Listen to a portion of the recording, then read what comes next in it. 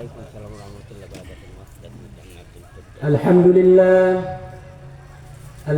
لله نحمده ونستعينه ونستغفره ونؤمن به ونتوكل عليه ونعوذ بالله من شرور أنفسنا ومن سيئات أعمالنا من يهده الله فلا مضل له ومن يضلل فلا هادي له ونشهد أن لا إله إلا الله وحده لا شريك له ونشهد أن سيدنا ومولانا محمدا عبده ورسوله أرسله بالحق بشيرا ونذيرا وداعيا إلى الله بإذنه وسراجا وقمرا منيرا الحمد لله সমস্ত প্রশংসা এবং তারিফ সেই মহান আল্লাহ তাআলার দরবারে যিনি আমাদেরকে কোরআন এবং হাদিসের একটি মাহফিল করার মতো তৌফিক দান করেছেন। সেই মহান আল্লাহ তাআলার দরবারে আমরা সবাই শুকরিয়া জ্ঞাপন করি, বলি আলহামদুলিল্লাহ। লক্ষ কোটি দরুদ সালাম সেই মানবতার মুক্তির দূত রাহমাতুল লিল আলামিন বিশ্বনবী মুহাম্মদুর রাসূলুল্লাহ সাল্লাল্লাহু আলাইহি ওয়াসাল্লামের উপর সবাই অন্তরের অন্তঃস্থল থেকে আবারও বলি সাল্লাল্লাহু আলাইহি ওয়াসাল্লাম। সম্মানিত উপস্থিতি এবং আমার এলাকাবাসী, আসলে ইচ্ছে ছিল সূরা ফাতিহা তাফসীর করা, কিন্তু আসলে তাফসীর তো মহাসমুদ্র, এটা নিয়ে কথা বললে অনেক লম্বা সময়ের ব্যাপার, তো সময় নেই। সংক্ষেপ নামাজ আছে, সংক্ষেপে কিছু কথা বলার চেষ্টা করব। আল্লাহ তাআলা আমাকে যেন তৌফিক দান করেন, আল্লাহুম্মা আমিন। সম্মানিত উপস্থিতি, সূরাতুল ফাতিহা যে সূরা আমরা দৈনন্দিন প্রত্যেক সালাতে প্রত্যেক রাকাতে পড়ে থাকি।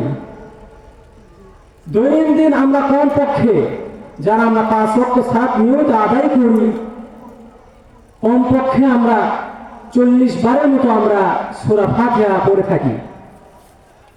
তো এই সূরা অনেক ফজিলত রয়েছে এবং কোরআন কারীমের মধ্যে সবচেয়ে গুরুত্বপূর্ণ এবং ফজিলতপূর্ণ সূরা। রাসূল কারীম সাল্লাল্লাহু আলাইহি ওয়াসাল্লাম বলেছেন, মা আনজালাল্লাহু ফিল কুরআন মা আনজালাল্লাহু ফিত তাওরাত ওয়ালা ফিল ইনজিল মিসলা উম্মিল কুরআন, যে তাওরাত জাবুরে এইরকম উম্মুল কুরআন সূরাতুল ফাতিহার মতো অন্য কোনো সূরা নাযিল করা হয়নি। এই সূরা খুব গুরুত্বপূর্ণ একটি সূরা, ফজিলতপূর্ণ। তো এই সূরার তাফসীর অনেক লম্বা, আমি সংক্ষেপে কিছু কথা বলবো। এই সূরার অনেকগুলো নাম রয়েছে, তার মধ্যে একটি হচ্ছে সূরাতুল ফাতিহা। ফাতিহাতুল কিতাব, কিতাবের ভূমিকা, কিতাবের মুখপাত্র। উম্মুল কুরআন বা উম্মুল কিতাব, কিতাবের মূল, কিতাবের সারাংশ।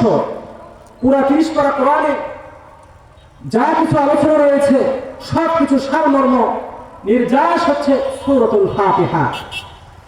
চিন্তা করা যায় পূর্ণাঙ্গ কোরআনে যা আলোচনা হয়েছে সেটাই সংক্ষিপ্ত আকারে আল্লাহ তাআলা সূরাতুল ফাতিহার মধ্যে ঢুকিয়ে দিয়েছেন। এই সূরার আরো নাম রয়েছে সূরাতুদ দুআ, সূরাতুল হামদ। এই সূরার মাধ্যমে আমরা আল্লাহ তাআলার প্রশংসা বর্ণনা করে থাকি, এই সূরার মাধ্যমে আমরা দোয়া করে থাকি। এই সূরার নাম হচ্ছে সূরাতুশ শিফা। এই সূরা ফু দিয়ে যদি রোগীকে পান করানো হয় তাহলে আল্লাহ তাআলার রহমতে আল্লাহ তাআলা শিফা দান করেন। এরকম হাদিসে একটি ঘটনা আছে যে সাহাবায়ে কেরাম এক জায়গায় গিয়েছিলেন, সেখানে সফরে অবস্থায় সেখানকার এক গোত্রের এক সর্দারকে সাপে কেটেছিল। তখন একজন সাহাবী এই সূরা পাঠ করে তাকে ফু দিয়েছেন এবং আল্লাহ তাআলার রহমতে তিনি সুস্থতা লাভ করেছিলেন, বলি সুবহানাল্লাহ। তো অনেক দীর্ঘ কথা, আমরা একটু সূরার দিকে যাই। আল্লাহ তাআলা বলেন, আলহামদুলিল্লাহি রাব্বিল আলামিন। সমস্ত প্রশংসা জগৎ সমূহের পালনকর্তার জন্য। আলহামদু, সকল প্রশংসা, যত রকম প্রশংসা হতে পারে। হামদুন, এটি হচ্ছে প্রশংসা। এর শুরুতে যদি আলিফ লাম আসে তাহলে সমস্ত বোঝায়, সমস্ত সকল প্রশংসা একমাত্র আল্লাহ তাআলার জন্য নিবেদিত। তাহলে প্রশংসা করতে হবে তার জন্য, একমাত্র আল্লাহ তাআলার জন্য। পৃথিবীতে যত প্রকার প্রশংসা রয়েছে, এই প্রশংসা একচ্ছত্র মালিক হচ্ছে আল্লাহ তাআলা। আল্লাহ তাআলাকে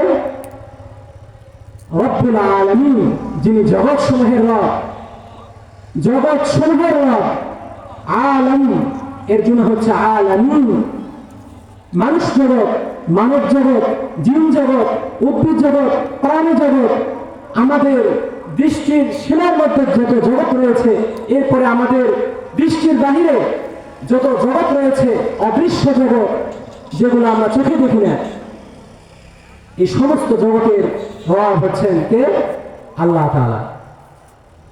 আমাদের দৃষ্টির ভেতরে আমরা যা দেখি তার চেয়ে দৃষ্টির বাহিরে আরো অনেক বড় বড় জগৎ রয়েছে।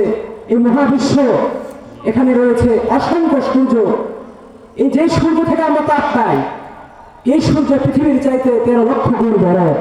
এইরকম অসংখ্য সূর্য রয়েছে এবং তার গ্রহ উপগ্রহ নিয়ে সৌরজগৎ রয়েছে, মহাবিশ্ব। এই সূর্যের চাইতে আবার বড় বড় রয়েছে তারকারাজি। তো এই সব কিছুর মালিক, স্রষ্টা হচ্ছেন সেই রব, রব্বুল আলামিন। রব অর্থ হচ্ছে মালিক, আস-সাইয়্যিদ, আল-খালিক। রব হচ্ছেন তিনি, যিনি এই বিশ্ব জগৎকে সৃষ্টি করেছেন। আল্লাহ তাআলা কোরআনুল কারীমে বলেছেন রবকে, এই রবের পরিচয় অন্য আয়াতে দেওয়া হচ্ছে। যখন মুসা আলাইহিস সালাম ফেরাউনকে বললেন যে তুমি রবের প্রতি ঈমান আনো, তখন ফেরাউন বলেছিল রবকে। তখন মুসা আলাইহিস সালাম বলেছিলেন রব্বুস সামাওয়াতি ওয়াল আরদ ওয়া মা বাইনাহুমা, আসমান জমিন এবং এর মাঝে যা কিছু রয়েছে তার স্রষ্টাই হচ্ছেন রব। এই রবকে আল্লাহ তাআলা আরেক আয়াতে বলেছেন আল্লাহুল্লাযী জাআলা লাকুমুল আরদা ক্বারারান ওয়াস সামাআ বিনাআ ওয়া সাওওয়ারাকুম ফাআহসানা সুওয়ারাকুম ওয়া রাযাকাকুম মিনাত তাইয়্যিবাত যালিকুমুল্লাহু রাব্বুকুম ফাতাবারাকাল্লাহু রাব্বুল আলামিন। আল্লাহুল্লাযী জাআলা লাকুমুল আরদ, যিনি আল্লাহ, যিনি আসমান জমিন সৃষ্টি করেছেন। এই জমিনকে স্থিতিশীলভাবে, আবাসস্থলভাবে সৃষ্টি করেছেন। ওয়া জাআলা লাকুমুল আরদা ক্বারারা, এবং জমিনকে তিনি স্থিতিশীল বানিয়েছেন। ওয়া রাযাকাকুম মিনাত তাইয়্যিবাত, এবং তোমাদেরকে রিজিক দান করেন পবিত্র বস্তু হতে। যালিকুমুল্লাহু রাব্বুকুম, তিনি আল্লাহ, তিনি তোমাদের রব। ফাতাবারাকাল্লাহু রাব্বুল আলামিন, মহান বরকতময় সেই রব।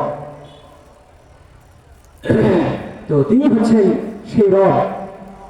তো এই জন্য রবের আলোচনা দিয়ে আল্লাহ তাআলা কোরআন কারীম শুরু করেছেন আলহামদুলিল্লাহি রাব্বিল আলামিন। প্রশংসা জগৎ সমূহের রবের জন্য। এরপরে কোরআন কারীমে শেষে করেছেন রবের আলোচনা দিয়ে কুল আউযু বিরাব্বিন নাস, আমি আশ্রয় প্রার্থনা করছি। নবীকে আল্লাহ তাআলা বলছেন বলুন আমি আশ্রয় প্রার্থনা করছি এই রব্বিন নাস, মানুষের রবের। তো এমনি ভাবে আমরা যখন রূপ জগতে ছিলাম আর ওয়ে রূপে, তখন আল্লাহ তাআলা আমাদের থেকে কিন্তু এই রবের স্বীকৃতি নিয়েছেন। আল্লাহ তাআলা বলেছেন আলাস্তু বিরাব্বিকুম, আমি কি তোমাদের রব নই? তখন আমরা কি বলেছিলাম? আমরা আল্লাহ তাআলার কাছে স্বীকৃতি দিয়েছিলাম, আমরা বলেছিলাম বালা, অবশ্যই শাহিদ না, আমরা সাক্ষ্য দিলাম। এরপরে যখন আমরা পৃথিবীতে আসলাম, আদম আলাইহিস সালাম যখন পৃথিবীতে আসলেন, তাকে যে একটি ভুলের কারণে আল্লাহ তাআলা পৃথিবীতে নামিয়ে দিয়েছিলেন, তখন তিনি অনেক বছর কান্না করেছিলেন। এরপরে আল্লাহ তাআলা তাকে একটি বাক্য শিখিয়ে দিয়েছিলেন, সেই বাক্যের মধ্যেও রয়েছে রব। তিনি রবের নাম নিয়ে দোয়া করেছিলেন, ফলে আল্লাহ তাআলা তার দোয়া কবুল করেছিলেন। সেই দোয়াটি কি? রব্বানা যালামনা আনফুসানা ওয়া ইল্লাম তাগফির লানা ওয়া তারহামনা লানাকুনান্না মিনাল খাসিরিন। হে আমাদের রব, আমরা নিজের নফসের উপর জুলুম করেছি, আমাদেরকে ক্ষমা করে দিন। আপনি ক্ষমা করুন, আমাদেরকে রহম করুন। আপনি যদি ক্ষমা না করেন, রহম না করেন, আমরা ক্ষতিগ্রস্ত হয়ে যাব। তো এই জন্য এই দোয়া আমরা বেশি বেশি পাঠ করা উচিত, এটা মাকবুল দোয়া। এরপরে যখন আমরা কবরে যাব, যখন আমাদের মৃত্যু হবে, আমরা কবরে যাব, তখন যে তিনটি সওয়াল করা হবে, এই সওয়ালের তিনটি সওয়ালের প্রথম সওয়াল হচ্ছে রব সম্পর্কে, রবের পরিচয়। রব সম্পর্কে জিজ্ঞাসা করা হবে, মান রব্বুকা, তোমার রবকে। প্রথম সওয়াল কি? তোমার রবকে। রব্বি বলেন না, রব্বি আল্লাহ, আমার রব হচ্ছে আল্লাহ। তো আমরা এমনি কি কবরে গিয়ে প্রশ্নের উত্তর দিতে পারবো?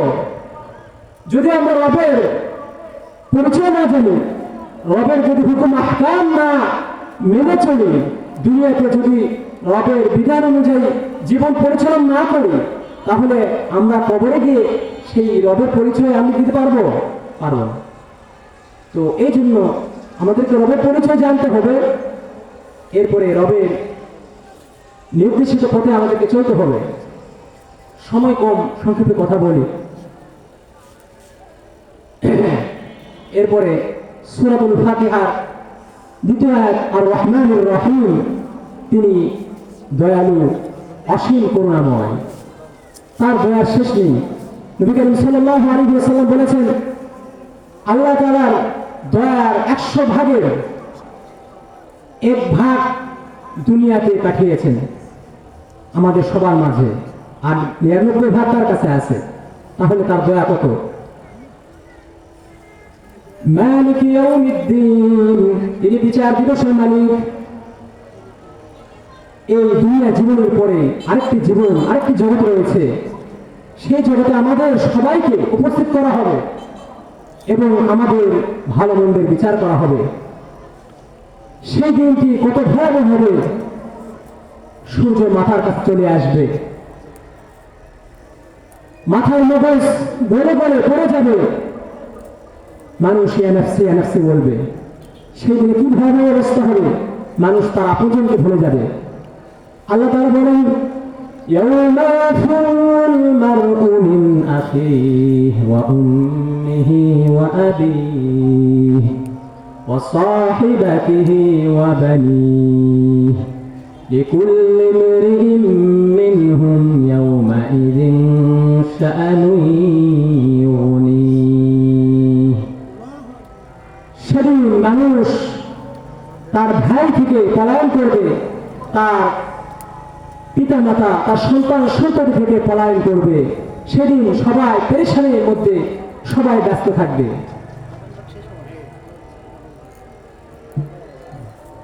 তাহলে আযান হচ্ছে, আযানের পরে একটু কথা